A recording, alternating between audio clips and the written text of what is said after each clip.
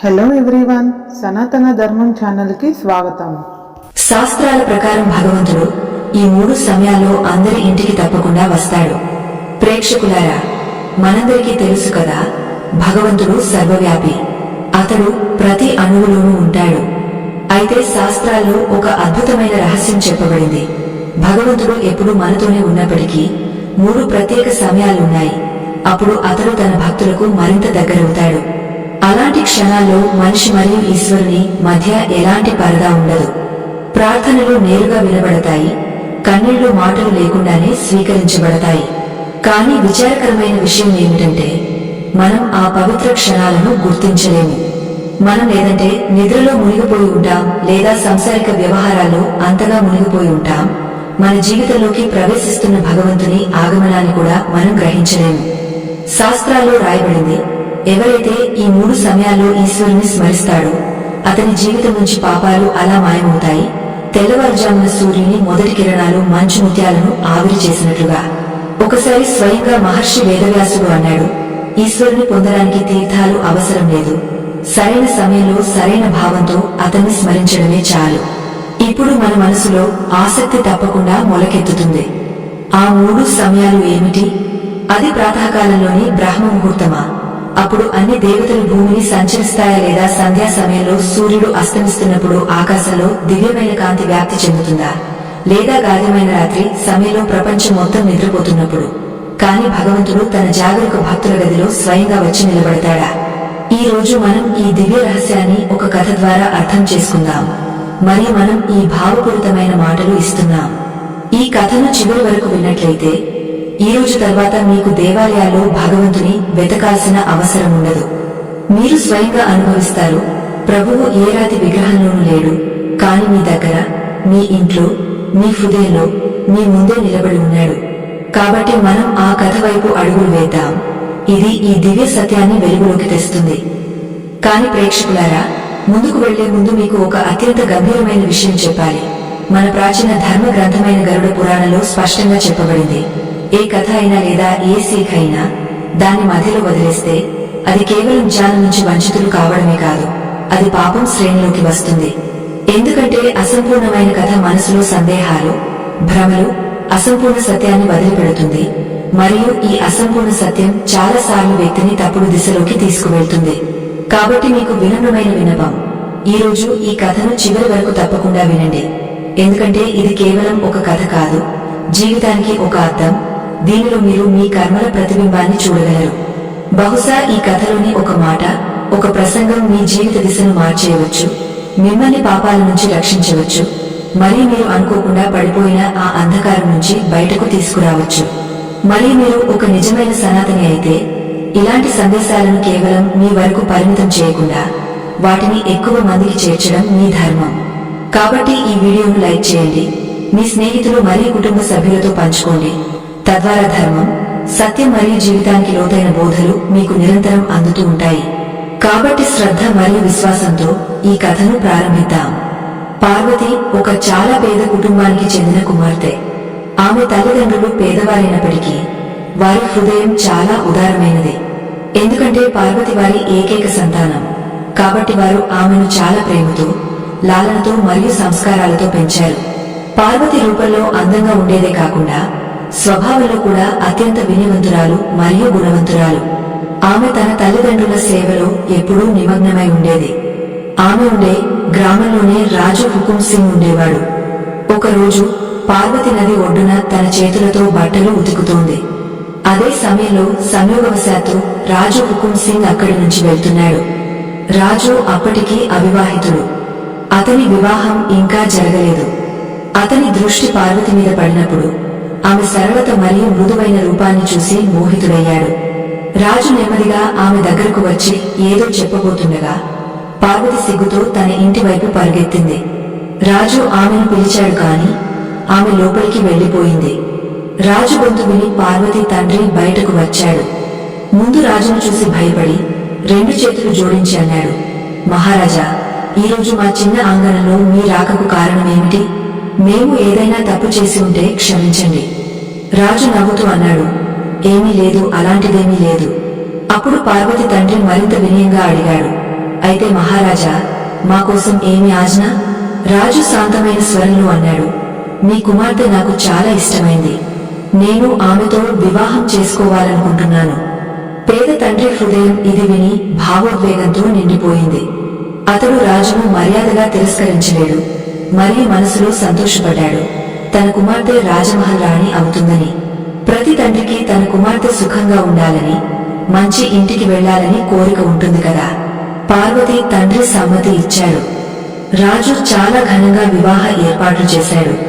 పార్వతి వివాహం రాజవైభవంతో జరిగింది మరియు ఆమె విదాయి తీసుకుని మహల్కు వచ్చింది. సమయం నెమ్మదిగా గడిచిపోతోంది. 1 సంవత్సరం తర్వాత ఆమెకు ఒక మంచి కుమారుడు పుట్టాడు. మరో 5 సంవత్సరాలు గడిచాయి. ఆమె కుమారుడు ఇప్పుడు 5 సంవత్సరాల వయస్సును చేరుకున్నాడు. మొత్తంగా వివాహానికి 6 సంవత్సరాలు గడిచాయి. కాని సంసార రీతి అదే కదా, మనిషి మనసు స్థిరంగా ఉండదు. నెమ్మదిగా రాజు మనసు పార్వతి నుంచి దూరమవుతోంది. ఒకరోజు అతనికి పార్వతి కంటే మరింత రూపవతి అయిన మరొక స్త్రీని కలిసింది. ఆమె తన రూపమోహంతో రాజును బంధించింది. రాజు ఆలోచించకుండా ఆమెతో కూడా వివాహం చేసుకుని మహల్కు తీసుకువచ్చాడు. ఇప్పుడు మహల్లో 2 రాణులు ఉన్నారు. ఒకటి పార్వతి, సరళమైన, ధీరమైన మరియు ప్రేమమయమైనది. మరొకటి కొత్త రాణి, అహంకారవంతురాలు మరియు ఈర్ష్యాపరురాలు. కొన్ని రోజుల్లోనే కొత్త రాణికి పార్వతి సాదా వ్యవహారం కంటికి కట్టేసింది. రోజురోజుకు ఇద్దరి మధ్య గొడవలు పెరిగిపోతున్నాయి. మహల్ వాతావరణం అశాంతమవుతోంది. కొత్త రాణి ఎప్పుడూ పార్వతిని కించపరచడానికి ఏదో ఒక చర్య తీసుకుంటుంది. ఇప్పుడు రాజు మనసు కూడా పార్వతి నుంచి దూరమవుతోంది. అతడు ఆమె మాటలను శ్రద్ధ పెట్టడం లేదు. ఆమె వైపు తరపున మాట్లాడడం లేదు. పాపం పార్వతి అంత అసహాయురాలిగా మారిపోయింది. సరైన మాట చెప్పడానికి కూడా సాహసం లేదు. ఆమె ఏమి మాట్లాడాలి, ఎలా మాట్లాడాలి, ఎవరు ఆమె మాట వింటారు అని అర్థం కావడం లేదు.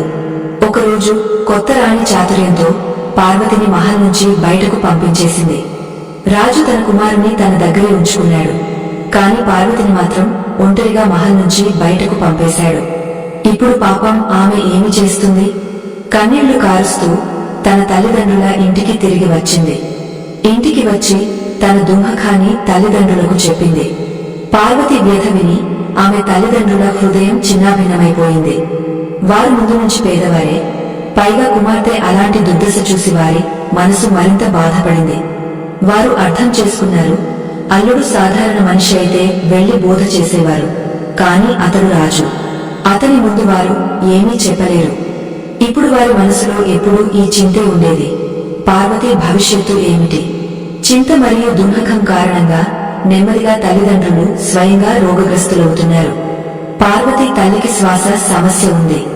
ఆ తల్లి తన కుమార్తె దుఃఖాన్ని సహించలేకపోయింది. కొన్ని రోజుల్లోనే ఈ సంసారాన్ని విడిచి స్వర్గానికి చేరిపోయింది. ఇప్పుడు తండ్రి మీద డబుల్ దుఃఖం వచ్చిపడింది. భార్య విడిచిపోవడం మరియు కుమార్తె దుర్దశ చూసి అతడు అంతరంగంలో కరిగిపోతున్నాడు. కొన్ని సమయం తర్వాత అతడు కూడా చింత కారణంగా బలహీనుడవుతూ ప్రభువు నామాన్ని తలుచుకుంటూ ఈ సంసారం నుంచి విదాయి తీసుకున్నాడు. ఇప్పుడు పార్వతి పూర్తిగా ఒంటరి అయిపోయింది. చాలా నెలల పాటు ఆమె ఆ ఇంట్లో ఒంటరిగా ఎలాగోలా తన జీవితాన్ని కాలం గడుపుతోంది. ఎవరు సహాయం లేదు, ఎవరూ తనవారు లేరు. మనసు రోధిస్తుంది, కాని ఎవరికీ చెప్పలేదు. అదే నగరంలో ఒక ఒంటెల వ్యాపారి ఉండేవాడు. ముందు కూడా అతడు కొన్నిసార్లు పార్వతి ఇంటికి వచ్చేవాడు. కాని ఇప్పుడు ఆమె ఒంటరిగా ఉందని చూసి అతడు మరింత తరచుగా వచ్చేవాడు. అతడు పార్వతికి సానుభూతి చూపేవాడు, ఆమెను చూసుకునేవాడు, మధురమైన మాటలు మాట్లాడేవాడు. పార్వతి ఆలోచించింది, బహుశా ఈ వ్యక్తి నిజమైన సహాయం. చాలా సమయం గడిచిపోయింది. వ్యాపారికి ఇప్పుడు పార్వతి తన మీద విశ్వాసం చేస్తోందని అనిపించింది. ఒకరోజు అతడు పార్వతికి అన్నాడు, నీకు ఇష్టమైతే నేను నిన్ను నా జీవిత సహచరిగా చేసుకోవచ్చు. అలసిపోయిన పార్వతి కూడా ఆలోచించి సరే అన్నది. బహుశా ఇప్పుడు తన జీవితం కాస్త స్థిరపడుతుందని. ఇద్దరూ భార్యాభర్తలా జీవించడం ప్రారంభించారు. వ్యాపారి ఒంటెల వ్యాపారం చేసేవాడు. నగరంలో ఒంటెల పెద్ద మేళా జరిగినప్పుడు అతడు తన ఒంటెలను తీసుకుని అక్కడకు వెళ్లి అమ్మేవాడు. నెమ్మదిగా సమయం గడిచిపోతోంది. కాని సంసార రీతి అదే కదా. భగవంతుని కోసం ప్రేమ లేకపోతే మనసు త్వరగా మారిపోతుంది. చాలా సమయం గడిచిన తర్వాత వ్యాపారి మనసు కూడా పార్వతి నుంచి దూరం అవుతోంది. అయినప్పటికీ అతడు ఆమెను తన దగ్గరే ఉంచుకున్నాడు. అదే సమయంలో మళ్లీ నగరంలో ఒంటెల మేళా జరిగింది. ఒకరోజు వ్యాపారి పార్వతికి నెమ్మదిగా అన్నాడు, నువ్వు కూడా నాతో ఒంటెల మేళాకు వచ్చేయి. మొత్తం రోజు ఇంట్లో ఒంటరిగా ఉంటావు. బయట మేళా చూస్తే మనసు సంతోషపడుతుంది. పాపం పార్వతి ఆలోచించింది, బహుశా కాస్త సమయం బయటకు వెళ్తే మనసు హాయిగా అనిపిస్తుందని.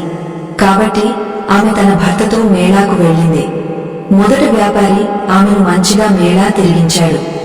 వివిధ రకాల వస్తువులు చూపించాడు. కాని అతని మనసులో మరో ఉద్దేశం ఉంది. అతడు తన ఒంటెలతో పాటు పార్వతిని కూడా సౌదా చేసేశాడు. మరియు ఆ బాధాకరమైన పార్వతికి ఇది తెలియదు. వ్యాపారి పార్వతిని ఒంటెల దగ్గర కూర్చోబెట్టి అన్నాడు, నువ్వు ఇక్కడే కూర్చో, నేను ఇప్పుడే వస్తాను. కాని అతడు రాలేదు. కాసేపటికి మరో వ్యాపారులు అక్కడకు వచ్చారు. వారు ఒంటెలతో పాటు పార్వతిని కూడా కొనేశారు. వారు పార్వతిని తీసుకువెళ్లడానికి ప్రారంభించినప్పుడు పార్వతి భయపడి ఏడుస్తూ అన్నది, మీరు నన్ను ఎక్కడికి తీసుకువెళ్తున్నారు? నన్ను వదిలేయండి. కాని ఆ నిర్దయుల వ్యాపారులు ఎవరికీ తెలియకుండా ఆమెను స్పృహ తప్పించి తమ నగరానికి తీసుకువెళ్లి ఒక కోకాలో అమ్మేశారు. పార్వతికి స్పృహ వచ్చినప్పుడు ఆమె తనను ఒక అపరిచిత గదిలో చూసింది. ముందు కోక మాలికినుంది. ఆమె కైన స్వరంలో అన్నది, నీ పేరు ఏమిటి? మాకు తెలియదు, కాని మేము నిన్ను కొన్నాం. ఇప్పుడు నువ్వు నాట్యం చేయాలి, పాడాలి, ప్రజల మనసును ఆనందపరచాలి, మరియు మేము చెప్పినది చేయాలి. బదులుగా నీకు భోజనం మరియు ఉండడానికి స్థలం ఇస్తాం. పాపం పార్వతి ఏడుస్తూ అన్నది, నేను ఇది చేయలేను, నన్ను వదిలేయండి. అప్పుడు మాలికినన్నది, మేము నిన్ను కొన్నాం. మా మాట వినకపోతే ఆకలితో ఉంచుతాం, కొడతాం, కొరడాలు తీస్తాం. ఇక్కడి నుంచి పారిపోలేవు. పాపం పార్వతి చాలా ఏడ్చి మర్యాద చేసింది. కాని ఆమె మీద హింస ప్రారంభమైంది. ఆమెను ఆకలితో ఉంచారు, కొట్టారు, అంతగా హింసించారు. ఆమె సాహసం తగ్గపోయింది. ఆమె ఆలోచించింది, కాస్ ఇక్కడ విషం కూడా దొరికితే నేను తిని ఈ కష్టం నుంచి విముక్తి పొందేదాన్ని. కాని మరణానికి కూడా సహాయం లేదు. చివరికి మజ్బూరీలో ఆమె చెప్పినది చేయడం ప్రారంభించింది. ఇప్పుడు ఇది ఆమె రోజువారీ జీవితం అయిపోయింది. 13 సంవత్సరాలు గడిచిపోయాయి. ఆమె శరీరం ఇంకా అందంగా ఉంది, కాని ముఖం ఎప్పుడూ ఉదాసంగా ఉండేది. ఒకరోజు ఒక రాజకుమారుడు, అతని వయసు సుమారు 22 సంవత్సరాలు, ఆ కోకకు వచ్చాడు. పార్వతి ఇప్పుడు 40 సంవత్సరాలకు దగ్గరగా ఉంది. మాలికిన్ 13 స్త్రీలలో ప్రతి ఒక్కరిని చూపించి అన్నది, నీకు ఇష్టమైనది ఎంచుకో, ప్రతి ఒక్కరి ధర వేరు. రాజకుమారుడు తన దృష్టిని పార్వతి మీద నిలిపాడు. ఇది అదే పార్వతి. ఆమె జీవితంలో ఒకప్పుడు రాజమహల్ ఉండేది, మరియు ఇప్పుడు ఈ స్థితి. రాజకుమారుడు పార్వతిని ఎంచుకున్నాడు. పార్వతి దగ్గర ఇప్పుడు పిల్లల నుంచి వృద్ధుల వరకు అందరూ వచ్చేవారు. ఇప్పుడు పార్వతి హృదయం రాతి లాంటిది అయిపోయింది. ఆమెకు ఏ మాటకు ప్రభావం ఉండేది కాదు. ఆమె రాజకుమారునికి కూడా అనుమతి ఇచ్చి అతన్ని తన గదికి తీసుకువెళ్ళింది. కాసేపు గడిచిన తర్వాత పార్వతి నెమ్మదిగా అడిగింది, నువ్వు ఎవరు? రాజకుమారుడు సమాధానమిచ్చాడు, నేను హాకుం దేశ రాజకుమారుడు రాజకుమారు హర్ష్. ఇది వినగానే పార్వతి హృదయం వణికిపోయింది. ఇది అదే పేరు ఆమె తన కుమారునికి పెట్టినది. ఆమె పాదాల కింద భూమి కదిలిపోయినట్లు అనిపించింది. ఆమె తక్షణమే తన శరీరాన్ని బట్టలతో కప్పేసింది. ఆమె నాలుక బిగుసుకుపోయింది, సాహసం కూడా తగ్గపోయింది. ఆమె అంతరంగంలో అర్థం చేసుకుంటోంది, ఈరోజు ఈశ్వరుడు నాకు ఏదో అనుకోకుండా పాపం ఫలాన్ని ఇచ్చాడు. ఇప్పుడు ఆమె ఏడవలేక, మాట్లాడలేక, ఆమె ధడకనే ఆగపోయినట్లు. రాజకుమారుడు పార్వతి వైపు చూసినప్పుడు ఆమె భయపడిపోయింది. ఆమె కళ్ళు ఎక్కడో నిలిచిపోయాయి. ఆమె గోడ వైపు ముఖం తిప్పి కూర్చుంది. ఈ వింత స్థితిని చూసి రాజకుమారుడు ఏమీ అర్థం చేసుకోలేదు, మరియు వెళ్లడానికి అనుమతి అడిగాడు.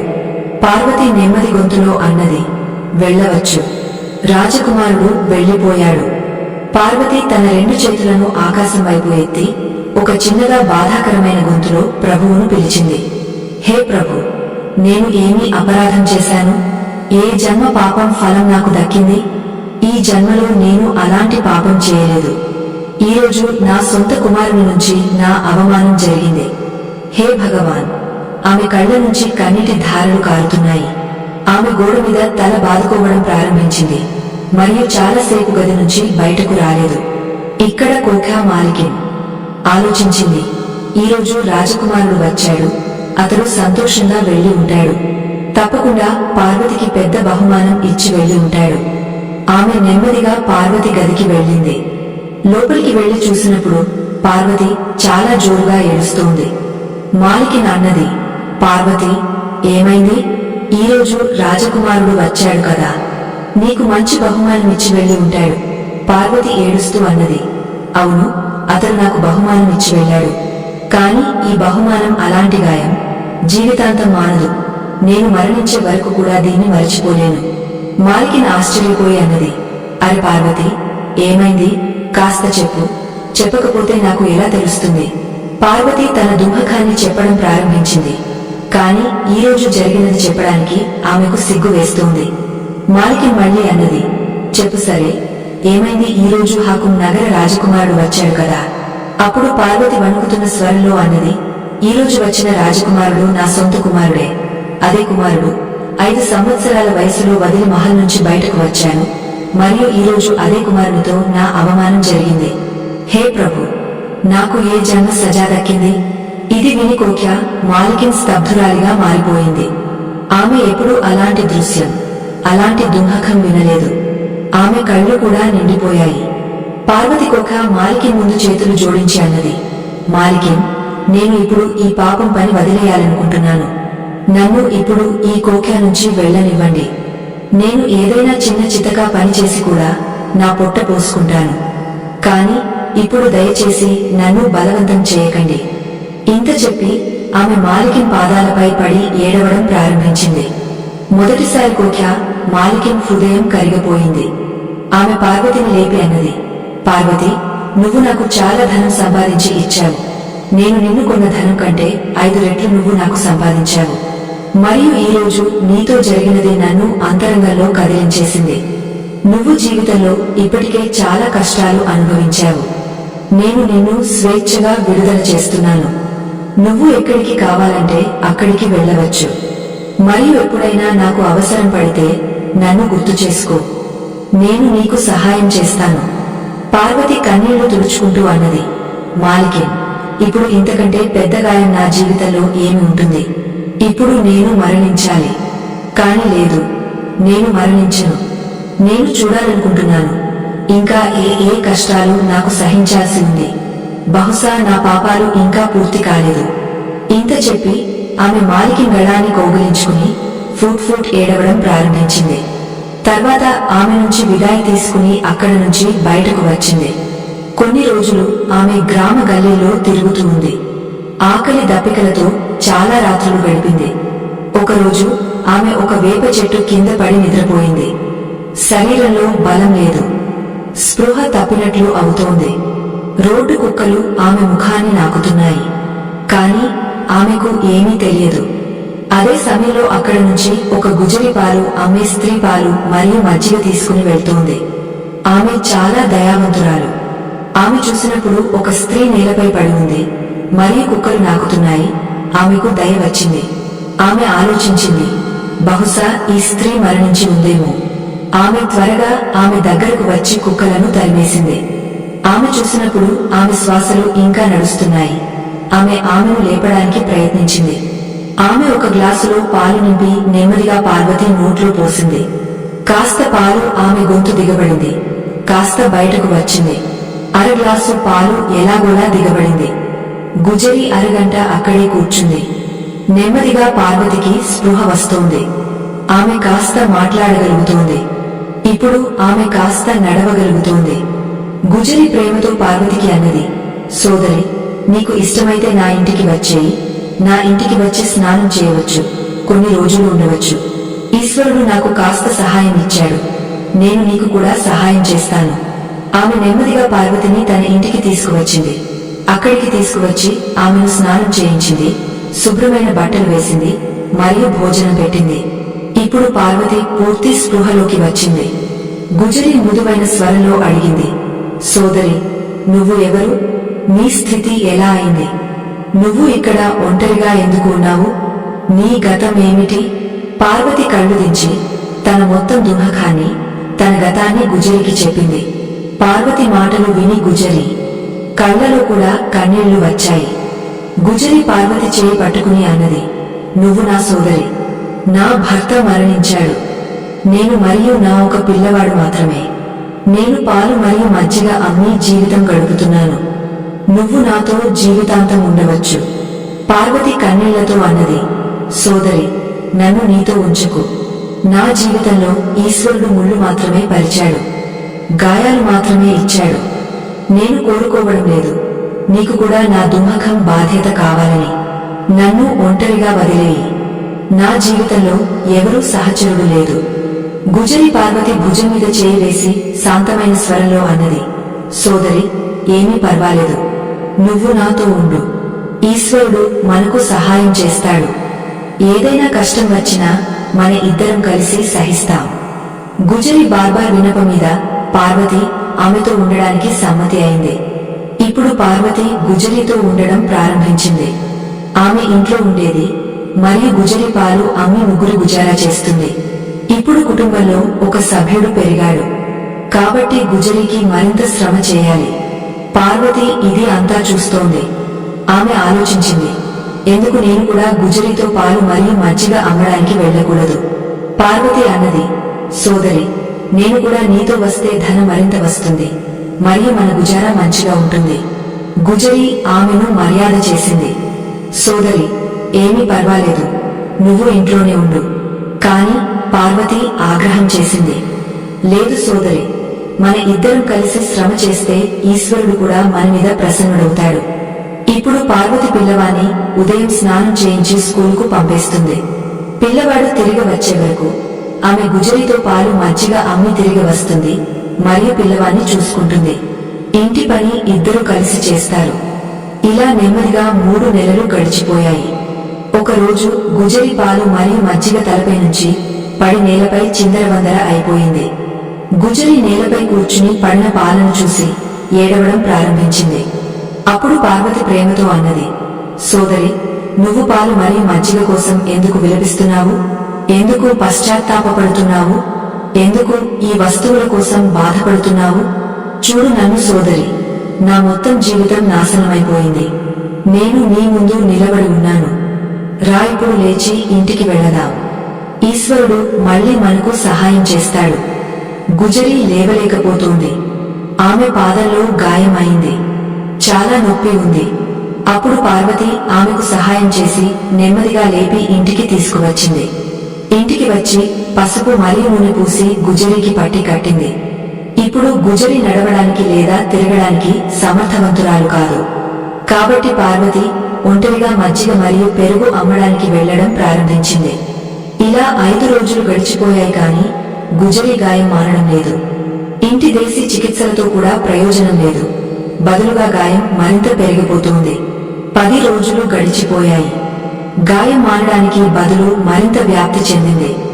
గుజరి శరీరం బలహీనమవుతోంది. మందులు కొనసాగుతున్నాయి కాని ప్రభావం లేదు. పార్వతికి ఇప్పుడు ఇద్దరి చింత ఉంది. ఒకటి పిల్లవాడు, వారి చూపులో ఉన్నాడు. మరొకటి గుజరి, ఆమె మంచం నుంచి కూడా లేవలేకపోతోంది. స్థితి అలా అయింది. గుజరి మలమూత్రాలు కూడా మంచం మీదే చేయడం ప్రారంభించింది. పార్వతి మనసులో ఈ ఆశంక వచ్చేది, బహుశా ఇప్పుడు గుజరి బ్రతకదేమో. నెమ్మదిగా 6 నెలలు గడిచిపోయాయి. ఒకరోజు గుజరి కళ్ళు మూసి ముఖం తిప్పి ప్రభువు నామాన్ని తలచుకుని తన శరీరాన్ని విడిచిపెట్టింది. పార్వతికి ఈ దుఃఖం పర్వతం లాంటిది. ఇప్పుడు పిల్లవాడు కూడా ఆమె సహాయంతో ఉన్నాడు. పిల్లవాడు మొదట పార్వతి దగ్గర తక్కువ వచ్చేవాడు, ఎందుకంటే అతడు తన తల్లిని వెతుకుతున్నాడు.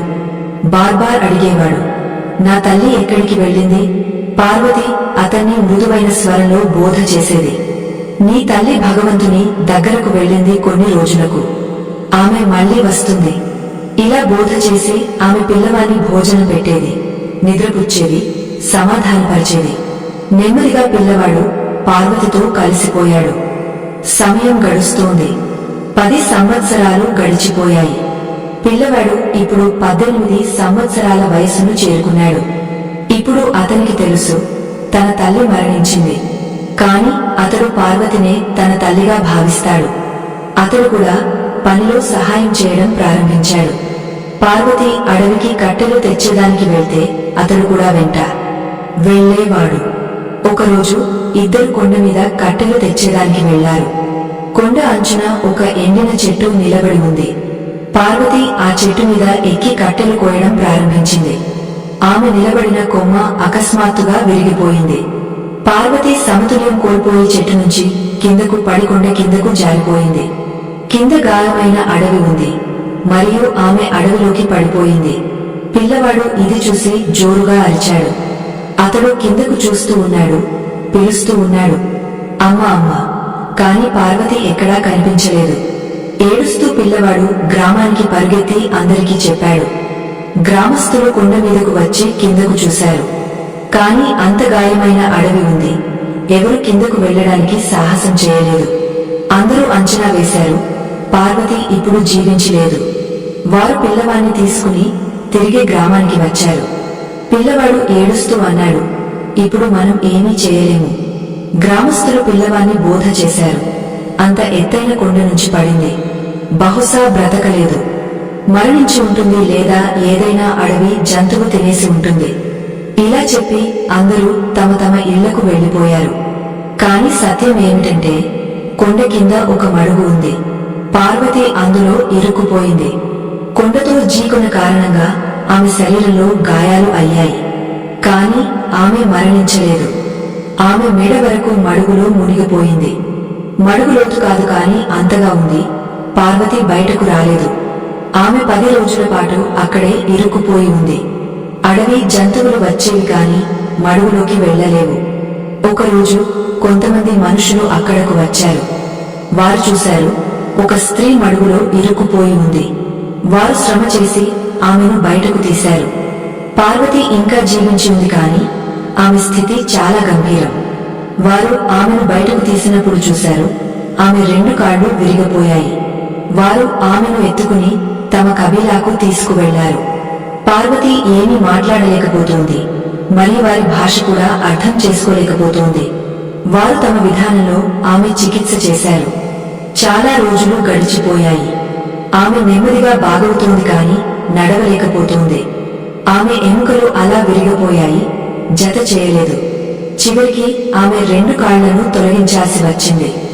సమయం నెమ్మదిగా గడిచిపోతోంది. పార్వతి ఇప్పుడు ఆ అడవి జాతి వారి భాష మరియు ఇషారాలు కాస్త కాస్త అర్థం చేసుకోవడం ప్రారంభించింది. అడవి జాతి వారికి ఒక విద్య ఉంది, ధ్యాన విద్య. దీని ద్వారా ఏ వ్యక్తికైనా తన ముందు జన్మ జ్ఞాపకాలు గుర్తు చేయవచ్చు. అక్కడ ఒక వృద్ధ మహిళ ఉంది. ఆమె ఈ విద్యలో నిపుణురాలు. ఆమె ధ్యానం చేసేది, సాధన చేసేది. ఆమె పార్వతిని చాలా చూసుకునేది. మొదట పార్వతి వారి మాటలు అర్థం చేసుకోలేదు. కాని ఇప్పుడు అర్ధ మాటలు మరియు ఇషారాలు అర్థం చేసుకుంటోంది. ఆమె తన ఎక్కువ సమయాన్ని ఆ వృద్ధ మహిళతో గడుపుతోంది. ఒకరోజు పార్వతి ఆమెకు అన్నది, నాకు నా ముందు జన్మ తెలుసుకోవాలి. వృద్ధ మహిళ మృదువైన స్వరంలో అన్నది, లేదు, ఇది నీకు మంచిది కాదు. ఎవరైతే తన ముందు జన్మ తెలుసుకుంటాడో అతడు తిరిగి వచ్చి శాంతిగా ఉండలేడు. అతని జ్ఞాపకాలు అతన్ని మరింత దుఃఖపరుస్తాయి. అన్నీ మరచిపోవడం ప్రకృతి నియమం. ఇందులోనే నీ కళ్యాణం ఉంది. పార్వతి ఆ వృద్ధ మహిళకు అన్నది, అమ్మా, నేను తెలుసుకోవాలనుకుంటున్నాను. దుఃఖం నేను ఈ జన్మలోనే అనంతమైనవి సహించాను. ఒకటి కంటే మరొకటి పెద్ద దుఃఖాలు నాకు దక్కుతున్నాయి. నాకు ఏ గుణ ఫలం దక్కుతోంది. ఇది నేను తెలుసుకోవాలనుకుంటున్నాను. ముందు జన్మ తెలుసుకోవడంలో కూడా నాకు దుఃఖం దక్కితే నేను ఆ దుఃఖాన్ని కూడా సహిస్తాను. ఎక్కడ అంత దుఃఖాలు సహించాను అక్కడ ఒకటి మరి సరే. పార్వతి తన మొత్తం వ్యధను వృద్ధ మహిళకు చెప్పింది. వృద్ధ మహిళ శాంతమైన స్వరంలో అన్నది, కుమార్తె, నువ్వు మొండిగా ఉంటే నేను నీకు ధ్యాన విధిని నేర్పుతాను. ఈ ప్రక్రియ దీర్ఘకాలికం, 3-4 సంవత్సరాలు కూడా పట్టవచ్చు. నువ్వు నీ ధ్యానంలో ఒక్కో క్షణాన్ని గుర్తు చేసుకోవాలి. ఇప్పుడు క్షణం నుంచి జన్మ వరకు, తర్వాత గర్భం 9 నెలల వరకు. దాని తర్వాతే నువ్వు నీ ముందు జన్మలోకి ప్రవేశించగలవు. పార్వతి ధృజమైన స్వరంలో అన్నది, నాకు అంగీకారం అమ్మా. అప్పుడు వృద్ధ మహిళ ఆమెకు ధ్యాన విధిని ప్రారంభించింది. ఈ సాధన 3 సంవత్సరాల పాటు కొనసాగింది. నెమ్మదిగా పార్వతి తన ముందు జన్మలోకి చేరుకుంది. ఆమె శరీరం ఇక్కడే ఉంది కాని ఆత్మ అక్కడ తిరుగుతోంది. ఆమె చూసింది, ముందు జన్మలో ఆమె ఒక కుమ్మరి భార్య. ఆమె పేరు రూప. ఇప్పుడు ఆమెకు అన్నీ గుర్తువచ్చాయి. మొదట ఆమెకు గుర్తువచ్చింది ఆమె మరణం ఎలా జరిగింది. గ్రామస్తులు ఆమెను కొట్టి కొట్టి చంపేశారు. ఆమె చూసింది, తన ముందు జన్మలో రాత్రి ఎవరో పిల్లవాన్ని ఎత్తుకుని శ్మశానానికి తీసుకువెళ్తోంది. అక్కడికి వెళ్లి ఆ పిల్లవాన్ని చంపి దాని కాలేయాన్ని తీసి అందులో మేకుదిగా ఆవాల చెట్టు మీద దిగేస్తోంది. ఆమె ఈ భయానక పనిని 21 పిల్లలతో చేసింది. 21 ఇళ్లను నాశనం చేసింది. ఆమె స్వయంగా నిస్సంతానురాలు. ఏదో తాంత్రికుని మోసంలో పడి అలా చేసింది. ప్రజలు ఆమె ముఖాన్ని చూడడానికి కూడా ఇష్టపడరు. సంతానం లేకపోవడం దుఃఖం మరియు ప్రజల తిరస్కారం ఆమెను పిచ్చివారిగా చేసింది. ఆమె చూసింది, ఆమె చంపిన పిల్లలలో చాలా తల్లిదండ్రులు తమ సంతానాల దుఃఖంలో ఆత్మహత్య చేసుకున్నారు. కొంతమంది ఇప్పటికీ ఆమె ఆత్మకు శాపాలు ఇస్తున్నారు. ఆమె అనుభవించింది, మరణం తర్వాత కూడా ఇళ్ల శాపాలు ఆమె ఆత్మకు గాయం చేస్తున్నాయి. ఆమె ఆత్మ అన్ని ఇళ్లలోకి వెళ్ళింది. అక్కడ ఆమె పిల్లలను ఎత్తుకుంది. అక్కడ ఆమె చూసింది, కొన్ని ఇళ్లు ఇప్పటికీ నిస్సంతానాలు. కొంతమంది వృద్ధులయ్యారు కాని అందరూ ఆమెకు గాలి ఇస్తున్నారు. ఇది అంతా చూసి పార్వతి రూప మరింత దుఃఖపడింది. ఆమెకు ఇప్పుడు తెలిసింది, వృద్ధ మహిళ సహాయంతో ముందు జన్మలోకి వచ్చాను, కాని తిరిగి తన వర్తమాన శరీరంలోకి రావడం సులభం కాదు. ఆమె ఆ గ్రామంలో తిరుగుతూ ఉంది, విలపిస్తూ ఉంది, ప్రజల శాపాలు వింటూ ఉంది. ఈ దృశ్యం, ఈ ఘటన ఆమె ఆత్మను కదిలించేస్తోంది. ఆమె బార్బార్ ఆలోచిస్తోంది, కాస్ నేను ఇక్కడికి రాకపోతే ఎంత మంచిది. ఆమె హృదయం పశ్చాత్తాపంతో నిండిపోయింది. పార్వతి ఆలోచిస్తోంది. ఆ వృద్ధ మహిళ సరిగా చెప్పింది, ముందు జన్మలోకి వెళ్ళకు. దాని ఫలితం మంచిది కాదు. నాకు పశ్చాత్తాపం కలుగుతుంది. ఆమె ఇప్పుడు పశ్చాత్తాపం చేస్తోంది, ఏడుస్తోంది, ప్రజలను పిలుస్తోంది, నన్ను విముక్తి చేయండి, నన్ను క్షమించండి. కాని ఆమెకు అనిపిస్తోంది, ఎవరూ ఆమెను వినడం లేదు. ఆమె ఎవరికీ కనిపించడం లేదు. ప్రజలు ఆమె మధ్య నుంచి వెళ్తున్నారు కాని వారికి ఏమీ అనుభూతి కావడం లేదు. ఆమె అందరి ముందు ఉండి కూడా అదృశ్యమైంది. ఎందుకంటే ఇప్పుడు ఆమె కేవలం ఆత్మ మాత్రమే, శరీరం లేదు. ఆమె రోజు రాత్రి తిరుగుతూ ఉంది. ఆమెకు ఎక్కడా స్థలం దొరకడం లేదు. పూర్తి 3 సంవత్సరాలు ఇలా దుఃఖంలో గడిచిపోయాయి. అదే గ్రామంలో ఒక తాంత్రికుడు వచ్చాడు. అతడు ఆత్మలను వశం చేసుకుంటాడు. అతని చేరికలో ఎన్ని ఆత్మలు ఉన్నాయో అందులో ఒకటి పార్వతి కూడా. అతడు వాటిని ఉల్టా సీధా పనులు చేయిస్తాడు. పార్వతి వంతు వచ్చినప్పుడు ఆ తాంత్రికుడు ఏదో పని ఇవ్వాలనుకున్నాడు. కాని పార్వతి జోరుగా ఏడ్చేసింది, నేను ఇప్పటికే చాలా పాపాలు చేశాను, దయచేసి నాతో మరి ఏ అపరాధం చేయించుకు. ఆమె తన అన్ని రహస్యాలను ఆ తాంత్రికునికి చెప్పి ప్రార్థన చేసింది, నన్ను ఇక్కడ నుంచి విముక్తి చేయి, నన్ను తిరిగి నా శరీరంలోకి పంపు. ఆ తాంత్రికుడు పార్వతి శరీరంలో మాట్లాడాడు, నీ దుఃఖం అంత పెద్దదైతే నేను నిన్ను ఏ పనికి బలవంతం చేయను, కాని నిన్ను శరీరంలోకి తిరిగి పంపే శక్తి నాకు లేదు. పార్వతి నిరాశతో మళ్లీ తిరుగుతూ ఉంది. అదే మధ్యలో ఒకరోజు ఆ నగరంలో ఒక సంతుడు వచ్చాడు. రాత్రి అతడు అదే గ్రామంలో ఉన్నాడు. సంయోగవశాత్తు అక్కడ ఒక కుమ్మరి ఉన్నాడు. అతడు పార్వతి ముందు జన్మభర్త. ఇప్పుడు అతడు సుమారు 80 సంవత్సరాల వృద్ధుడు. రాత్రి సంతుడు మరియు ఆ వృద్ధ శిష్యుడు ఒకరితో ఒకరు ఈశ్వర భజన చేస్తున్నారు. పార్వతి కూడా అక్కడే ఉంది, అదృశ్య రూపంలో. సంతుడు అన్నాడు, ఇక్కడ ఏదో ఆత్మ ఉంది, అది మోక్షం కోరుతోంది. ఇది బహుశా నీ భార్య రూప. కుమ్మరి ఆశ్చర్యపోయాడు. నా భార్య చాలా సంవత్సరాల క్రితం మరణించింది. ఆమె ఆత్మ ఇంకా తిరుగుతోందా? సంతుడు పార్వతితో సంభాషించాడు. మరి పార్వతి అన్ని మాటలు నిజం చెప్పింది. సంతుడు కుమ్మరికి అన్నాడు, నీ భార్య ముందు జన్మలో చేసిన పాపాలు, దాని ఫలం ఆమెకు దక్కుతోంది. కాని ఇప్పుడు ఇది పశ్చాత్తాపడుతోంది. దీనికి మోక్షం దక్కాలి. కుమ్మరి అన్నాడు, అవును, ఇది చాలా దుర్ముఖం ఇచ్చింది. కాని ఇప్పుడు దీనికి దక్కిన సజా కంటే పెద్ద సజా ఏమీ లేదు. సంతుడు అన్నాడు, నేను ప్రయత్నం చేస్తాను. ఇది తిరిగి తన శరీరంలోకి వెళ్ళాలి. దీనిని నాతో ఆశ్రమానికి తీసుకురావాలి. అక్కడ రోజు హరి నామ భజన జరుగుతుంది. భజన శక్తి అత్యంత ఉన్నతమైనది. అదే దీనిని దాని మార్గంలోకి తీసుకువెళ్తుంది. సంతుడు పార్వతి ఆత్మను తన ఆశ్రమానికి తీసుకువచ్చాడు. అక్కడ రోజు హరి భజన జరుగుతుంది. పార్వతి కూడా ఆ భజనలలో చేరింది. భజనలు పాడినప్పుడు హరే కృష్ణ హరే రామ్ పార్వతి గుణగుణలాడుతుంది, నాట్యం చేస్తుంది, ఏడుస్తుంది. నెమ్మదిగా ఒకరోజు ఆమెకు అలాంటి అనుభూతి కలిగింది. నేను తిరిగి నా శరీరంలోకి వెళ్తున్నట్లు. ఆమె సాధువుకు అన్నది, నాకు అనిపిస్తోంది నేను తిరిగి వస్తున్నాను. సాధువు పార్వతికి అన్నాడు, నువ్వు తిరిగి నీ శరీరంలోకి వెళ్ళవచ్చు, కాని నీ పాపాలు స్వయంగా మాయమవ్వవు. ఆ పాపాల నుంచి విముక్తి పొందడానికి నువ్వు 21 మంది జీవితాలను రక్షించాలి. ఏ విధంగా అయినా నువ్వు 21 ప్రాణుల బలాన్ని చేస్తే అప్పుడే నీకు విముక్తి దక్కుతుంది.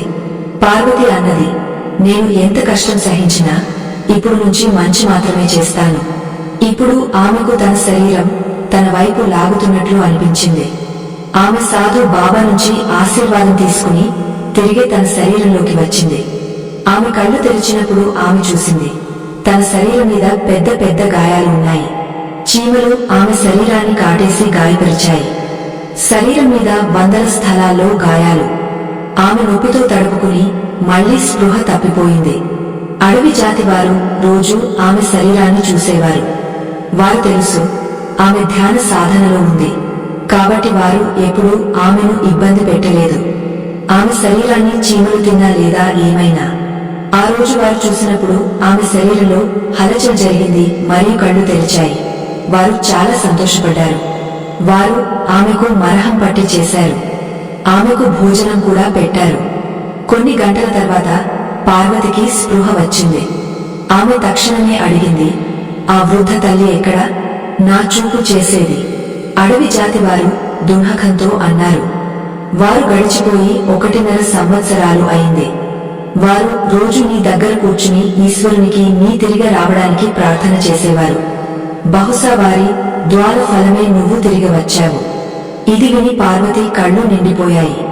అడవి జాతి వారు తెలుసు పార్వతి ముందు జన్మలోకి వెళ్ళిందని. ఎందుకంటే ఆ వృద్ధ మహిళ వారికి ముందే చెప్పింది.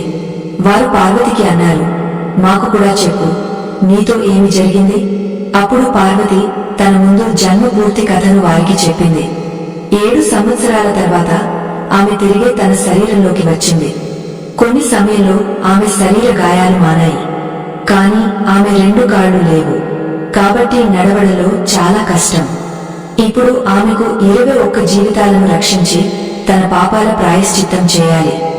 ఆమె మోకాళ్ల మీద అడవిలో నడవడం నేర్చుకోవడం ప్రారంభించింది. చాలా దుర్ముఖం ఉంటుంది కాని ఆమె ఓడిపోదు. నెమ్మదిగా ఆమె మోకాళ్ల మీద కూడా వేగంగా నడవడం నేర్చుకుంది.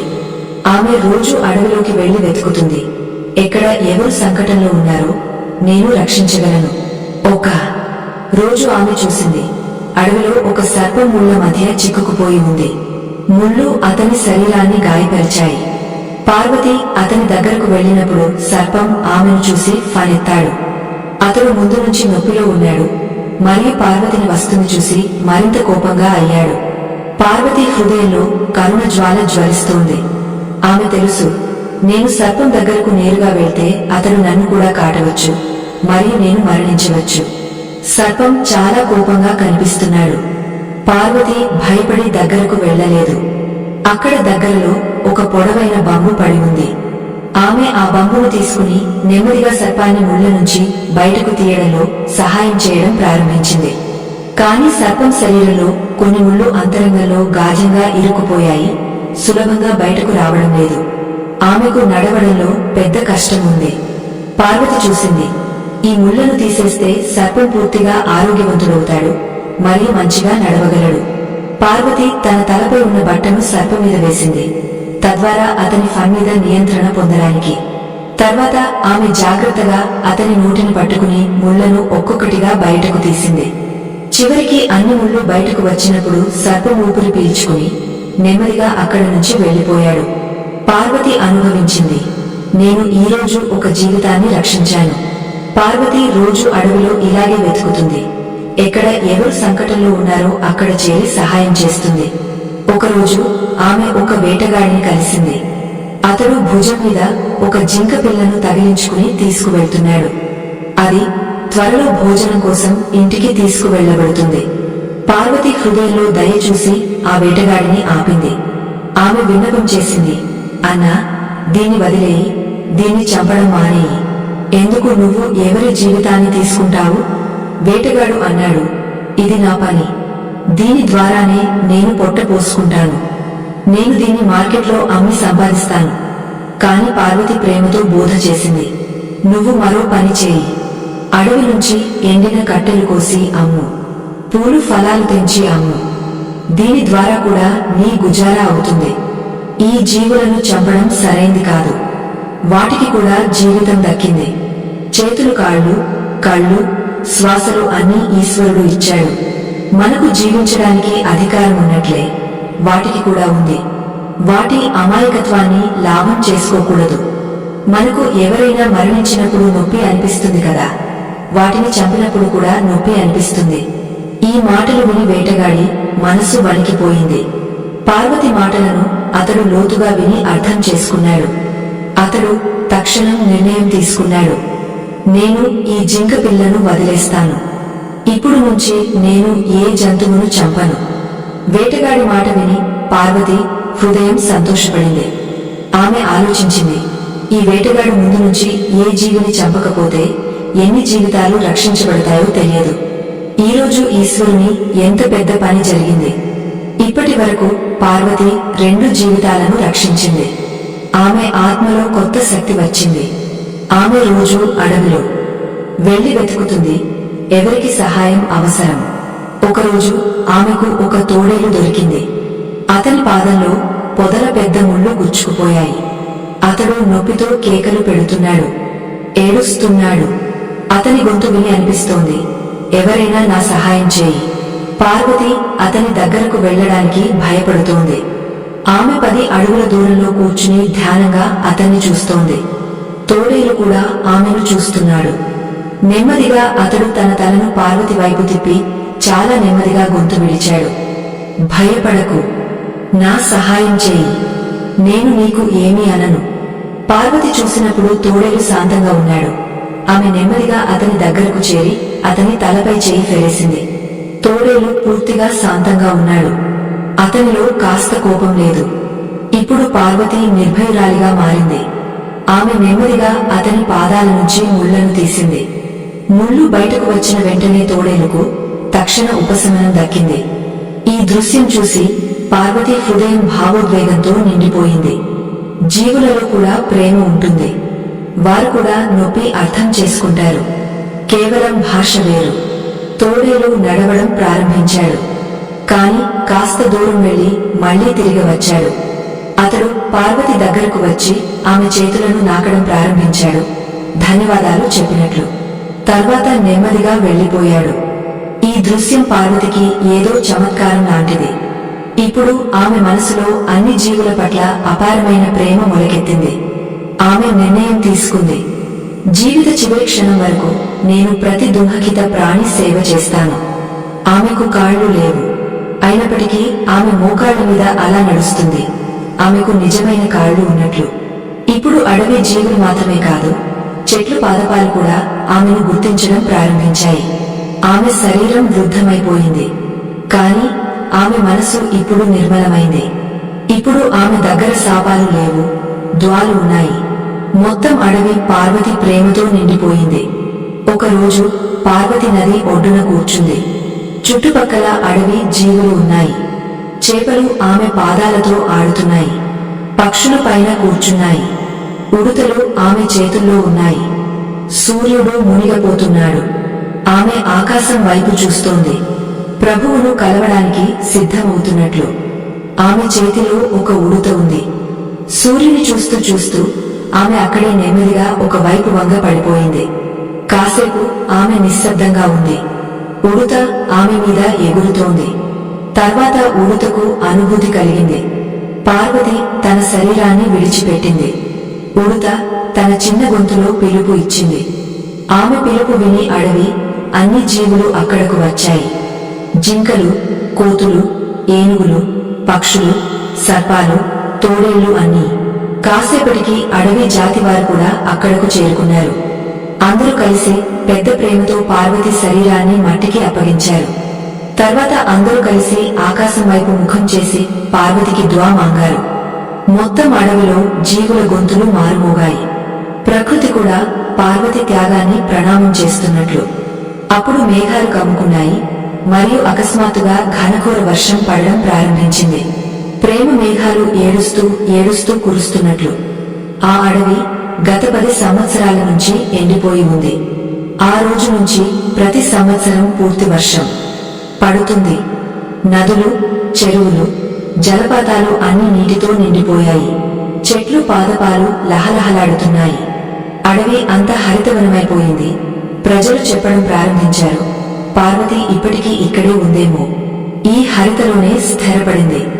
ఆ రోజు నుంచి వర్షం పడినప్పుడల్లా అడవి జీవులు ఆకాశం వైపు చూసి చెప్పేవి, ఇది పార్వతి దుఆ. పార్వతి ఆత్మకు శాంతి దక్కింది, విముక్తి దక్కింది. మరియు ఆమె అక్కడే అడవి ప్రతి ఆకు మరియు ప్రతి చుక్కలో రమ్యమైంది. ప్రేక్షకులారా, ఈ మొత్తం కథ ద్వారా మనం భగవాన్ శివుని ఆ 3 సీక్లను తెలుసుకుందాం. అతడు కలియుగ సమస్త సంసారానికి ఇచ్చాడు. ఎవరైనా సాధారణ మనిషి తన జీవితంలో అమలు చేస్తే ఎప్పుడూ దుఃఖపడడు. కాబట్టి ప్రేక్షకులారా, మీ విలువైన సమయాన్ని వృధా చేయకుండా ఆ 3 సీక్లను తెలుసుకుందాం. మొదటి సీక్, పాపం ఎప్పుడూ స్వయంగా మాయమవ్వదు, దాన్ని పుణ్యంతో కడగాలి. ఎంత పెద్ద భూలైనా, ఎంత భారీ తప్పు అయినా కేవలం పశ్చాత్తాపం చేయడం, కన్నీళ్లు కార్చడం లేదా కేవలం మాటలో నన్ను క్షమించు అని చెప్పడం చాలదు. భగవాన్ శివు సందేశం ఇదే. పాపం నిజమైన నాశనం చర్యతో మాత్రమే జరుగుతుంది, మాటలతో కాదు. మీరు ఎవరితో అన్యాయం చేసినా, ఎవరి జీవితాన్ని తీసేసినా, ఎవరికి దుఃఖం ఇచ్చినా ఆ చేతులు హాని చేసినవే. ఇప్పుడు ఆ చేతులను ఆ హానిని తొలగించడంలో పెట్టండి. పార్వతి కథ ఇందుకు జీవంత ఉదాహరణ. ఆమె ముందు జన్మలో ఎంత పెద్ద పాపం చేసినా ఈ జన్మలో ఏడ్చి ఏడ్చి పశ్చాత్తాపం చేయడానికి బదులు ఆమె తన జీవితాన్ని అర్పించింది. ఆమె 21 అమాయకులతో అపరాధం చేసింది. దాని బదులు ఆమె 21 జీవితాలను రక్షించింది. ఆమె కేవలం నన్ను క్షమించు అని చెప్పలేదు. ఆమె తన దుఃఖాలను కర్మలో మార్చింది. సర్పం ముళ్లను తీసింది, జింక పిల్లను రక్షించింది, తోడేలు పాదాల నుంచి ముళ్లను తీసింది. ఇవి కన్నీళ్లు కావు, ఇవి కర్మలు. మరియు ఈ కర్మలే ఆమె పాపాలను కడిగే నిర్మలత్వాన్ని తెచ్చాయి. ఇదే భగవాన్ శివు మనకు చెప్పేది, మీ చేతులతో జరిగిన తప్పులకు అదే ధైర్యంతో, అదే ఉత్సాహంతో మంచి చేయండి. కేవలం పశ్చాత్తాపం చేయడంతో ఏమీ మారదు. పుణ్యం విత్తాలి, అప్పుడే ఫలం దక్కుతుంది. మరియు ఈ విత్తనం పెద్ద పెద్ద యోజనలతో మాత్రమే కాదు, రోజువారీ చిన్న చిన్న మంచి పనులతో కూడా జరుగుతుంది. ఎవరి చేయి పట్టుకోవడం, ఆకలితో ఉన్నవానికి భోజనం ఇవ్వడం, దుఃఖితుని దుఃఖాన్ని పంచుకోవడం, ఇవి చిన్న చిన్న బీజాలు పెద్ద ఫలాలు ఇస్తాయి. ఆలోచించండి, ప్రతి వ్యక్తి తప్పు చేసి అక్కడే ఆగి కేవలం నింద చేస్తే లేదా మాటల పశ్చాత్తాపం చేస్తే సంసారంలో పాపాలు పెరుగుతాయి. కానీ ప్రతి ఒక్కరి జీవితంలో ఒక్కో ప్రాణి సహాయం చేయడం ప్రారంభిస్తే ఎక్కడ గాయమైందో అక్కడ మరహం పూయడం, అప్పుడు పాపాలు స్వయంగా తగ్గుతాయి. అందుకే ఈ సీక్ సరళమైనది మరియు కఠినమైనది. సరళమైనది ఎందుకంటే ఈ రోజు నుంచి మీరు ఎవరికైనా సహాయం చేయవచ్చు. కఠినమైనది ఎందుకంటే దాని మార్గం సులభం కాదు, కానీ ఇదే నిజమైన మార్గం. అందుకే ఈ రోజు నుంచి ఈ ప్రమాణం చేయండి. ఎప్పుడైనా మీకు అనిపిస్తే మీ కర్మతో ఎవరి హృదయం బాధపడింది, అప్పుడు కూర్చుని కేవలం మాఫీ అడగకండి. లేచి ఆ చేతులతో, ఆ శక్తితో, ఆ మాటలతో ఆ సమయంలో ఉపయోగకరమైన పని చేసి ఆ హానిని పూర్తి చేయండి. మీరు ఎవరి ముఖంపై నవ్వు తెచ్చినప్పుడు, ఎవరి గాయంపై మరహం పూసినప్పుడు, అప్పుడు మీ మాటలు అర్థవంతమవుతాయి మరియు మీ నిజమైన పశ్చాత్తాపం పూర్తవుతుంది. అప్పుడు భగవాన్ శివు లాంటి దయావంతుడు మరియు న్యాయవంతుడు మీ వైపు చూసి చెప్పాడు, ఇప్పుడు నీ పాపాలు క్షమించబడ్డాయి. గుర్తుంచుకోండి, పాపం అప్పుడే మాయమవుతుంది, దాని స్థానంలో పుణ్యం విత్తినప్పుడు. కేవలం ఖేదంతో ఏమీ జరగదు. కర్మలు మార్చండి, జీవితం మార్చండి, మరియు ప్రపంచం కూడా మారుతుంది. రెండవ సీక్, ప్రతి జీవిలో భగవాన్ శివు వాసం ఉంది. ఏ ప్రాణికి కష్టం ఇవ్వడం స్వయంగా శివునికి కష్టం ఇవ్వడం. చెప్పబడింది, భగవాన్ శివు సర్పాన్ని కూడా గళంలో ధరిస్తాడు మరియు ఎద్దు నందిపై సవారీ చేస్తాడు. అతనికి కుక్కలు, తోడేళ్లు, సర్పాలు, గొర్రెలు, మేకలు అన్నీ సమానంగా ఇష్టం. ఇది ఏ షో కాదు, సమస్త సృష్టికి సందేశం. ఏ జీవి అయినా చిన్నది లేదా పెద్దది, అందులో కూడా అదే చేతన, అదే ఈశ్వరుడు. పార్వతీ కథ మనకు ఇదే లోతుగా బోధిస్తుంది. ఆమె ముళ్లలో ఇరుక్కుపోయిన సర్పాన్ని రక్షించినప్పుడు ఆమె కేవలం సర్పాన్ని స్వేచ్ఛగా చేయలేదు, ఆమె శివ స్వరూప సేవ చేసింది. ఆమె వేటగాడిని బోధించి జింక పిల్లను విడిపించినప్పుడు అది కేవలం జంతువు రక్షణ కాదు, అది ఈశ్వరు ఒక రూపాన్ని రక్షించడం. ఆమె తోడేలు గాయాలను భరించినప్పుడు ఆమె కేవలం కరుణ చూపలేదు, ఆమె ప్రేమ భాష మాటలు లేకుండా అర్థం చేసుకోవచ్చని సాబితు చేసింది. భగవాన్ శివు ఈ కలియుగానికి ఇదే సందేశం ఇస్తాడు. మీరు దేవాలయంలో వెళ్లి నాకు పాలు నివేదిస్తే మరీ బయటకు వచ్చి అదే పాలు కోసం ఏ జీవి తల్లి పాలు దోచుకుంటే అర్థం చేసుకోండి, మీరు పూజ చేయడం లేదు, పాపం చేస్తున్నారు. మీరు మహాదేవ భక్తులైతే మొదట ఇది అర్థం చేసుకోండి, ప్రతి జీవి మీ సహభోజి కాదు, సహ అస్తిత్వం. మీరు జీవిని చంపి మీ ఆకలి తీర్చుకునేది ఆకలి కాదు, అది అజ్ఞానం మరియు క్రూరత్వం. భగవాన్ చెప్పేది, మీరు ఇది చూడడం నేర్చుకున్న రోజు. సర్పానికి కూడా కన్నీళ్లు ఉన్నాయి. జింక తన తల్లిని పిలుస్తుంది, తోడేలు నొప్పిలో సిసకుతుంది. ఆ రోజు మీ ఆత్మలో శివు జాగరణ జరుగుతుంది. నిజమైన ధర్మం ఇదే. దేవాలయంలో దీపం వెలిగించడానికి ముందు ఏ ఆకలితో ఉన్నవాని పళ్ళెంలో రొట్టె ముక్క పెట్టండి. శివలింగంపై గంగాజలం నివేదించడానికి ముందు ఏ దాహంతో ఉన్న జీవికి నీరు తాగించండి. మరియు ఏ పూలను భగవాన్ పాదాలలో పెట్టడానికి ముందు చూడండి, మీరు ఏ జీవి పాదాల కింద ముళ్ళు పరచడం లేదు. పార్వతి కాళ్లు లేకున్నా మోకాళ్ల మీద నడిచి ప్రతి జీవి సేవ చేసింది. ఆమె సాబితు చేసింది, సాధనాలు కాదు, భావన ముఖ్యం. మీరు దయావంతులవుతారు, అప్పుడు స్వయంగా భగవాన్ మీ అంతరంగంలో విరాజమానుడవుతాడు. అందుకే ఈ రోజు నుంచి ఈ సంకల్పం చేయండి, ఏ జీవిని తన్నకండి, ఏ పక్షిని రాయి వేయకండి, ఏ జంతువు ఆకలి లేదా దప్పికను మరిచిపోకండి, మరియు ఏ ప్రాణి అసహాయ పిలుపును అనసన చేయకండి. ఎందుకంటే మీరు ఏ జీవి ప్రాణాలను రక్షించిన రోజు, ఆ రోజు మీరు నిజంగా భగవాన్ శివును ప్రసన్నం చేశారు. ఇదే కలియుగంలో అతి పెద్ద పూజ, ఇదే నిజమైన శివత్వం. మూడవ సీక్ ఇది, నిజమైన మోక్షం దేవాలయాలలో లేదు, పరోపకారం మరియు కరుణలో దక్కుతుంది. మోక్షం అంటే కేవలం సమాధి లేదా తీర్థయాత్ర కాదు. చాలా మంది ఆలోచిస్తారు, చాలా మంత్రాలు జపించండి, రోజు తీర్థానికి వెళ్ళండి, పూజా పాఠ్యాలు చేయండి, మోక్షం దక్కుతుంది. కానీ పార్వతీ కథ మనకు చెప్పేది, నిజమైన విముక్తి అది, మరొకరి నొప్పిని తగ్గించేది. పార్వతి తన కర్మలతో జీవితాలను రక్షించినప్పుడు, దుర్హకితుల సేవ చేసినప్పుడు అప్పుడే ఆమెకు శాంతి దక్కింది. ఇదే నిజమైన విముక్తి.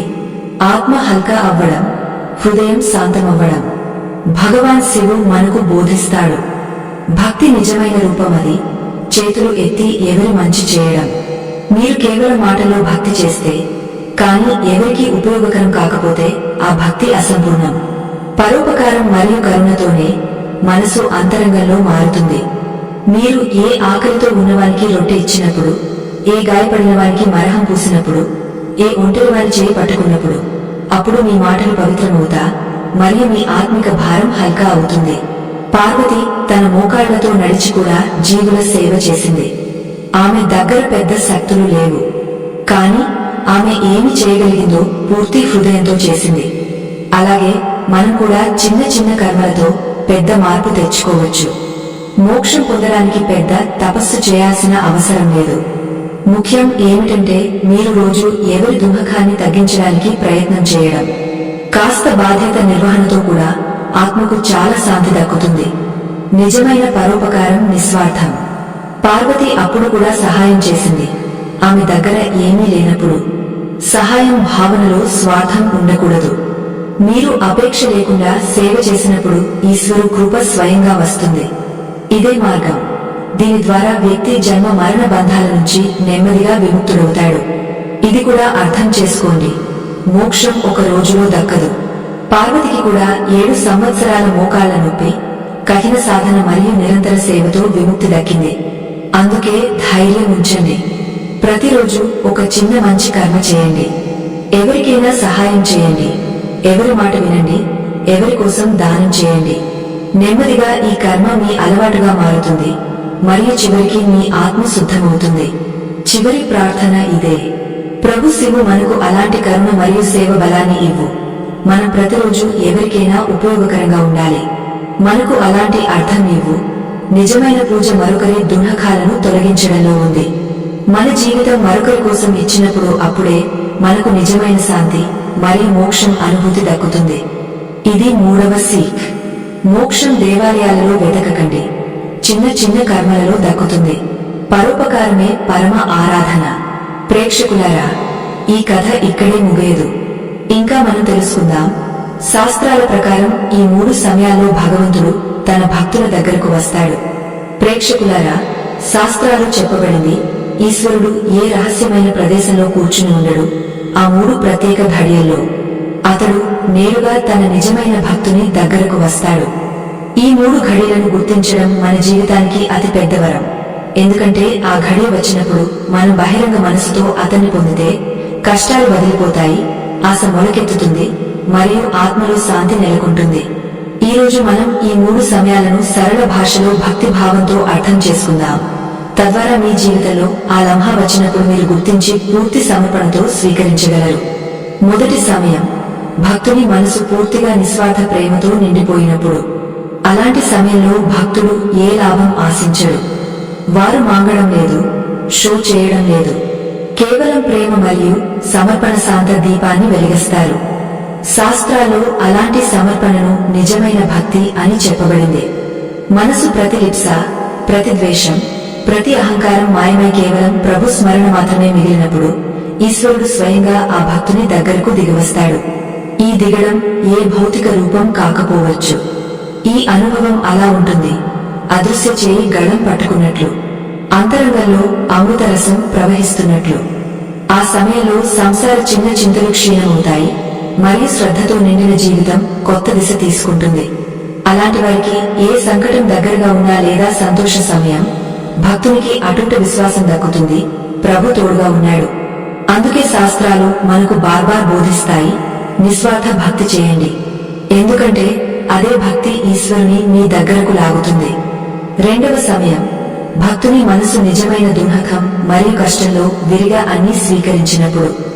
జీవితంలో కొన్ని క్షణాలు వస్తాయి, అన్ని యుక్తులు విఫలమవుతాయి, చికిత్స ఉపయోగరహితమవుతుంది మరియు తనవారి సహాయాలు కూడా పనిచేయవు. అలాంటి సమయంలో ఏ మనసు పూర్తిగా వంగపోతుందో అది చెప్పేది, హే ప్రభు, ఇప్పుడు నువ్వు మాత్రమే మిగలావు. అదే మనసు ఈశ్వరుని పిలుస్తుంది. శాస్త్రాల్లో దీన్ని శరణాగతి అని చెప్పబడింది. శరణాగతి అర్థం తనను పూర్తిగా తెరుచుకోవడం, తన అహంకారాన్ని వదిలేయడం మరియు పూర్తిగా ప్రభు చేతుల్లో అప్పగించడం. ఇది యోగా, తపస్సు, నియమాలు లేదా భక్తి అనేక రూపాల నుంచి వేరు, సరళమైన, నిజమైన మార్గం. భక్తుడు ఇలా పూర్తిగా సమర్పణ చేసినప్పుడు భగవంతుడు ఆత్మ మీద తన దయను ప్రకటిస్తాడు. కొన్నిసార్లు ఆ దయ తక్షణ చమత్కార రూపంలో వస్తుంది. ఏ రోగం నుంచి విముక్తి, ఏ బంధువు మెరుగుపడడం లేదా విపత్తి అకస్మాత్ సమాధానం. మరియు చాలాసార్లు ఈ దయ అంతరంగ శంక, భయం మరియు ఒంటరితనాన్ని తొలగించి జీవితంలో ఆశ మరియు ధైర్యాన్ని ఇస్తుంది. అందుకే కష్టాల్లో విరిగిపోకండి.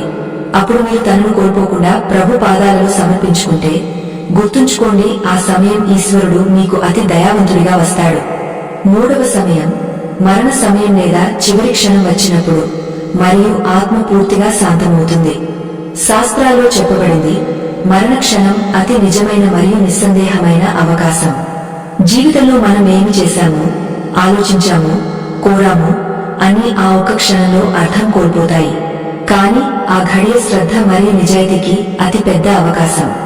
ఆ క్షణంలో హృదయంలో ఏ పాపం, ద్వేషం లేదా ప్రపంచ లాలస లేకపోతే మరియు ఆత్మ నిజమైన ప్రేమ మరియు స్మరణలో మునిగిపోతే ప్రభు నేరుగా ఆత్మను తన దగ్గరకు పిలుస్తాడు. అందుకే మన ధర్మంలో చివరి సమయ సిద్ధతకు ప్రత్యేక ప్రాధాన్యం. మనం రోజు మన చివరిని స్మరించాలి, మంచి కర్మలు చేయాలి భజన కీర్తన చేయాలి మరియు ప్రభు నామం జపించాలి. అలాంటి అభ్యాసంతో మరణ సమయం వచ్చినప్పుడు ఆత్మ స్థిరంగా ఉంటుంది మరియు ప్రభు దర్శనం దక్కుతుంది. ఈ ఉదాహరణ భయం కంటే ప్రేమ మరియు పూర్ణత సందేశం ఇస్తుంది. జీవిత చివరి ఘడియ భక్తితో వెలుగుతుంది.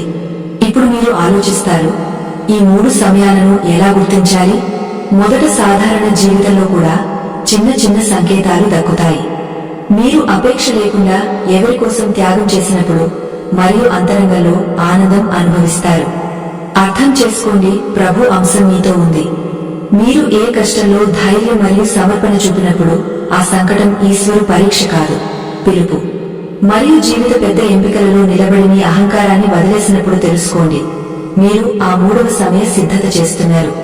మరణం మాత్రమే కాదు, జీవించి ఉండి కూడా ఆత్మ స్థిరత సిద్ధత. శాస్త్రాలు మనకు ఇదే బోధిస్తాయి. భక్తి కేవలం సమయ బాంగి కాదు, ఇది ప్రతిరోజు సాధన, ప్రతి క్షణం సజాగత మరియు ప్రతి కర్మ పరిశీలన. ఈ 3 ఘడియలలో ఈశ్వరు రావడం కేవలం వ్యక్తిగత సుఖశాంతి ఇవ్వడానికి కాదు. శాస్త్రాలు చెప్పేది 1000 అలాంటి భక్తులు కలిసి నిస్వార్థ భక్తి, నిజమైన దుఃఖంలో శరణాగతి మరియు మరణ స్మరణతో జీవితం గడిపితే సమాజం మారుతుంది. అత్యాచారాలు మరియు అన్యాయాలు తగ్గుతాయి. కుటుంబాలలో మేళవింపు పెరుగుతుంది. ప్రజలు సరళులు, నిజాయితీవంతులు మరియు దయావంతులవుతారు. అందుకే ఈ ప్రత్యేక అవకాశాలు వ్యక్తిగత అనుగ్రహ క్షణాలు మాత్రమే కావు, మొత్తం సమాజానికి అద్దం లాంటివి. ఎందుకంటే ఒక భక్తు శుద్ధత చాలా ఆత్మలను ప్రేరేపిస్తుంది. ఇప్పుడు కొన్ని అభ్యాసాలు చెబుతాను, మీరు రోజు చేయవచ్చు. తద్వారా ఆ ప్రత్యేక సమయం వచ్చినప్పుడు మీరు సిద్ధంగా ఉంటారు. ఉదయం సాయంత్రం ప్రభు నామం జపించండి. కానీ ఇది కేవలం మాటలు కాకూడదు. మనసులో ప్రేమ భావం ఉంచండి. మీ ఆచరణలో మరొకరి పట్ల దయ పెంచండి. తద్వారా భక్తి మరియు కర్మ రెండు కలిసి నడుస్తాయి. కష్టాల్లో భయపడకండి. వాటిని ఈశ్వరు పరీక్షగా భావించి ధైర్యంతో భరించండి మరియు వినయంతో ప్రార్థన చేయండి. చివరికి మీ మరణాన్ని సమయంలో ఊహించండి. అలా కాదు, భయం కలగకూడదు. కానీ ఇలా జీవిత ప్రతిరోజు విలువైనదవుతుంది మరియు మనం అనవసర మోహమాయ నుంచి దూరం ఉంటాం. ఈ చిన్న చిన్న అభ్యాసాలు మీ మనసును బలోపేతం చేస్తాయి మరియు 3 సమయాల్లో ఏదైనా వచ్చినప్పుడు మీరు దాన్ని గుర్తించి అనుగ్రహానికి భాగస్వామి అవుతారు. బాల్యం ఒక చిన్న కథ గుర్తు వచ్చింది. ఒక సాధువు ఉండేవాడు. అతడు ఎప్పుడూ చెప్పేవాడు, నేను ప్రతిరోజు ఒక చిన్న బీజం పెడతాను, ప్రేమ బీజం. నేను దానికి నీరు పోస్తాను, సూర్యకాంతి ఇస్తాను మరియు దాన్ని పెరగనిస్తాను. ఒకరోజు గ్రామంలో కరువు పడింది. చాలా మంది ధైర్యం కోల్పోయారు. కాని ఆ సాధువు దగ్గర ఏ చెట్టు పెరిగిందో దాని కింద ప్రజలు నీడ పొందారు. అదే చెట్టు ఫలం ఆకలితో ఉన్న ప్రజలకు తినిపించబడింది. ఇదే సందేశం. మీరు అంతరంగంలో భక్తి బీజం విత్తినప్పుడు అది కష్ట సమయంలో ఫలం ఇస్తుంది మరియు ప్రభు దాని మీద తన కృపను కురిపిస్తాడు. శాస్త్రం కూడా ఇదే చెప్పేది. భక్తి బీజం ఎంత నిజమైనదో అంతే ప్రభు సమీపత్వం. చివరికి ఇది చెప్పాలనుకుంటున్నాను, ఈ 3 సమయాల ధ్యానం కేవలం సమాచారం కాదు, జీవిత అమృత సూత్ర సీక్. మీరు శాస్త్రాల మాట విన్నప్పుడు దాన్ని మీ జీవితంలో అమలు చేయడానికి ప్రయత్నం చేయండి. నిస్వార్థ ప్రేమతో చేయండి. కష్టాల్లో సమర్పణ చేయండి మరియు మరణ స్మరణతో జీవితాన్ని పవిత్రం చేయండి. అప్పుడు చూడండి, ఈశ్వరుడు స్వయంగా మీ దగ్గరకు వస్తాడు, సహజంగా ప్రేమ నవ్వుతూ. మరియు అతడు వచ్చినప్పుడు మీ జీవిత ఉలగనలు కడిగా శుద్ధత మిగులుతుంది. మరియు ఈ దివ్య మాటలు మీ హృదయాన్ని స్పర్శించినట్లయితే, మీకు అనిపిస్తే ఈ సీక్ మరొకరికి కూడా తెలియాలి అని, దయచేసి ఈ పవిత్ర సందేశాన్ని ముందుకు తీసుకువెళ్ళండి. మా ఛానల్ భైరవ్ టాక్స్ ను ఇప్పుడే సబ్స్క్రైబ్ చేయండి, ఎందుకంటే ఇక్కడ ప్రతిరోజు అలాంటి దివ్య కథలు మరియు జీవిత మార్చే బోధలతో మేము మీ ముందు ఉంటాం. మీ ఒక సబ్స్క్రైబ్ కేవలం సమర్థనం కాదు, ధర్మ ప్రచారంలో మీ యోగదానం. జై శ్రీరామ్, జై మాతాది, హర్ హర్ మహాదేవ్.